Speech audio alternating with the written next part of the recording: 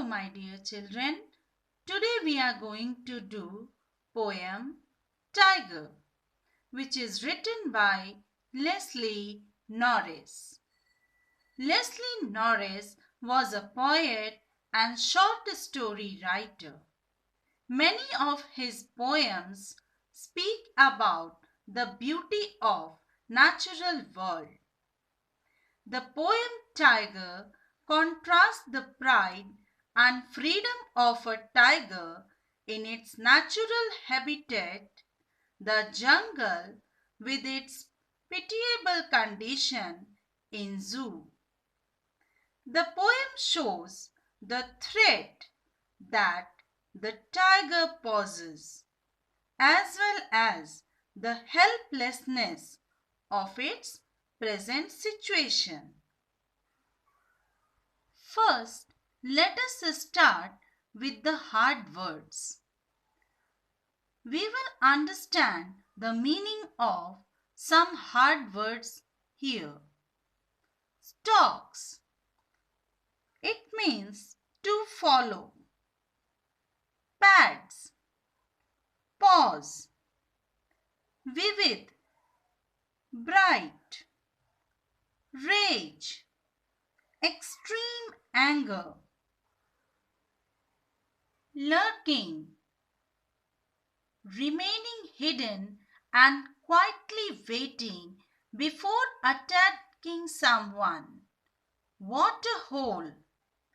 A pond or a lake in a jungle where animals come to drink water. Fangs.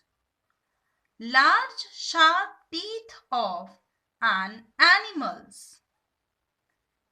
Terrorizing, frightening and filling with dread. Concrete, a hard substance made with cement. Patrolling, going around a place to guard it. Now let us understand the poem, but before that, first we will recite the poem.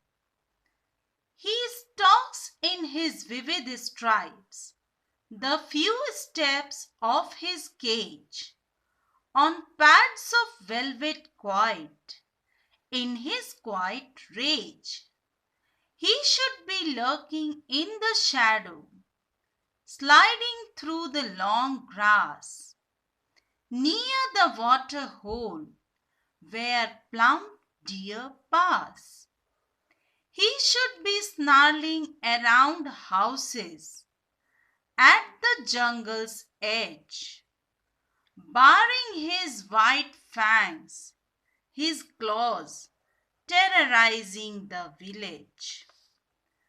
But he is locked in a concrete cell, stalking the length of his cage, ignoring visitors. He hears the last voice at night, the patrolling cars, and stares with his brilliant eyes at the brilliant stars. Now let us understand the meaning of first stanza of the poem. He stalks in his vivid stripes the few steps of his cage on pads of velvet quiet in his quiet rage. Here in this stanza, the poet describes the tiger that walks in a caged cell of the zoo. There are bright and beautiful stripes over his body. As he walks quietly with his soft paws or feet, as soft as velvet, he is very angry and furious. But he tries to control his anger as he is helpless. He should be lurking in the shadow, sliding through the long grass, near the water hole where plump deer pass. Here in this stanza, the poet wants to tell the mankind that the tiger is given the right to freedom by God, and he should be roaming in the jungle freely. He should be free to live quietly in shade and hide in long grass near a pool where a fat, healthy deer may come to drink water. In fact, the poet wants to say that the tiger is born to live freely in jungle, where he could catch his prey and eat it. But the tiger in the cage is unable to do so.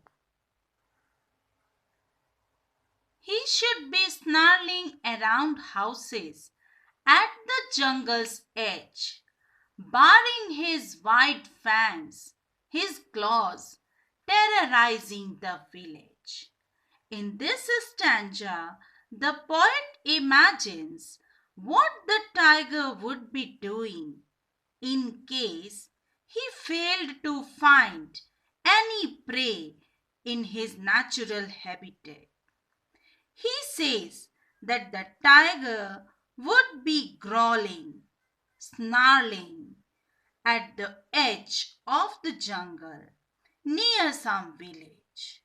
Then he would be showing his white fangs, teeth, and claws while moving here and there.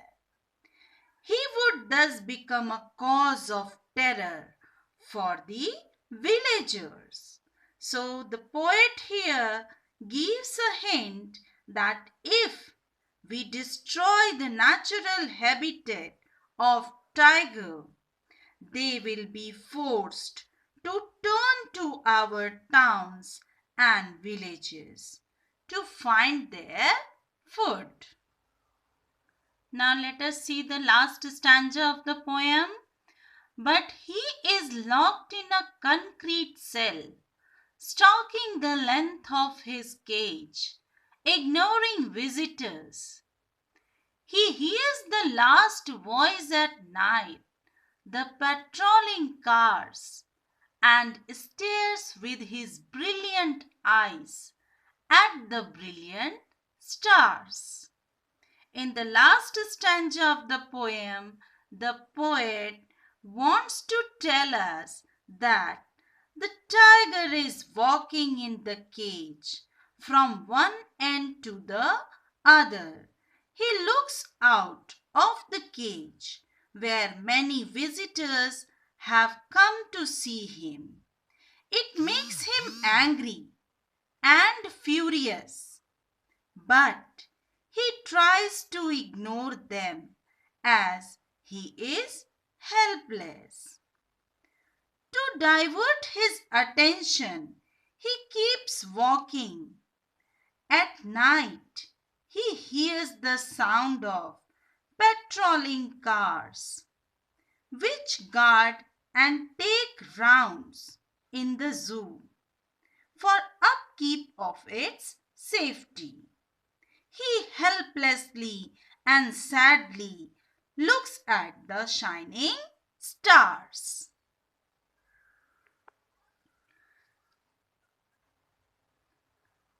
So, my dear children, at the end of this poem, the poet wants to sensitize us to protect animals and respect their right to freedom. I hope all of you have understood the poem very well. Thank you for watching this video.